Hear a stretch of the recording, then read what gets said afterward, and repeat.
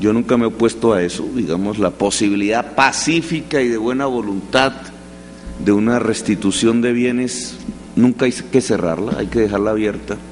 Tampoco entiendo por qué el fiscal no logró aprobar ese proyecto de ley cuando aquí había sido aprobado en la comisión. Pero si esa es la única alternativa que ofrece el gobierno, pues depende de la buena voluntad del delincuente. Es más, las preguntas que yo hago son las siguientes: si el gobierno está admitiendo que los paramilitares no han entregado los bienes, ¿por qué están en justicia y paz? La consecuencia inmediata es que deben pasar a la justicia ordinaria y estar pendientes de una sentencia que puede ir entre 40 y 60 años. Esa es la conclusión lógica de una frase como que ellos no restituyeron los bienes. No hay otra. O sea, la ley de justicia y paz fracasó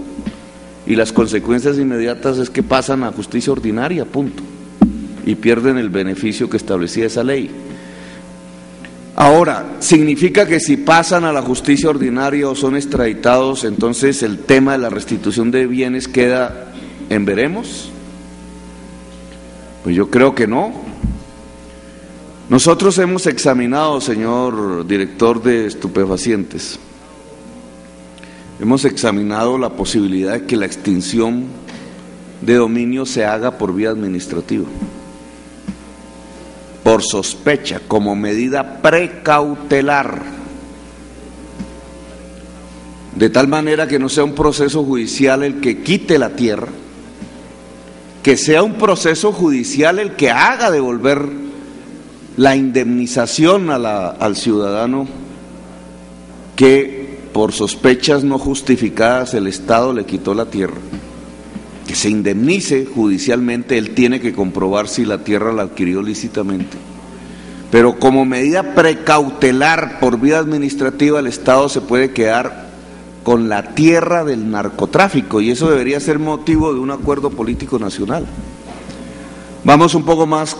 en concreto: los paramilitares y sus amigos directos no tienen titulada la tierra a su nombre, han construido una ingeniería, incluso con compraventas falsas, tratándose además de títulos de falsa tradición, que oscurece la persecución del bien. Es más, han contado con la complicidad de notarios y de la Superintendencia de Notariado y Registro para ese efecto. Si por vía judicial intentamos destruir esa ingeniería testaferril, pueden pasar 10, 20 años y quizás en muchas zonas sea imposible. Pero si por un acuerdo político nacional que coloque como primer punto y en aras a la restitución de bienes de las víctimas, paso fundamental para reconstruir una democracia, incluso construir un país en paz, colocamos la reforma a la tierra y la restitución de la tierra a las víctimas, y si tras ese objetivo común político nacional, incluso por eso hablo de la necesidad de una constituyente,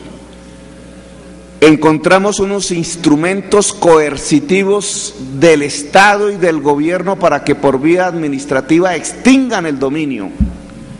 sin dejar de indemnizar en caso de equivocación,